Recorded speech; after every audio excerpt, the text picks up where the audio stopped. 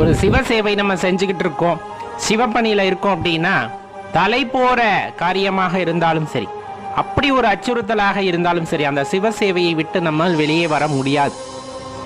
அது ஆலயத்திலேயே அருகாமையில் இருக்கக்கூடிய பாலடைஞ்ச ஆலயத்துல தொடர்ந்து விளக்கேற்றுறதா இருக்கலாம், உளவார பணி செய்வதாக இருக்கலாம், அடியார் பெருமக்களை வந்துட்டு பேணி காப்பதாக இருக்கலாம், அவர்களுக்கு மரியாதை செய்வதாக இருக்கலாம், சிவ தோத்திரங்களை தொடர்ந்து பாடுவதாக இருக்கலாம், எந்த வகையான சேவையாக இருந்தாலும் சரி, அல்லது அன்னதானம் இடுவதாக இருக்கலாம், பெரியோர்களை உபசரிப்பதாக இருக்கலாம், இந்த மாதிரி சிவபெருமான மனதில் நிறுத்தி நீங்கள் செய்கின்ற எந்த காரியமாக இருப்பினும் அந்த காரியத்தில் இருந்து ஒரு நொடியும் நீங்கள் பின்வாங்க மாட்டீர்கள். சிவன் உங்களுடன் இருக்கும் பொழுது, சிவபெருமான் உங்களுடன் இருக்கும் போது ஒரு நொடி கூட அதுல இருந்து நம்மால் விட்டு கொடுக்க முடியாது.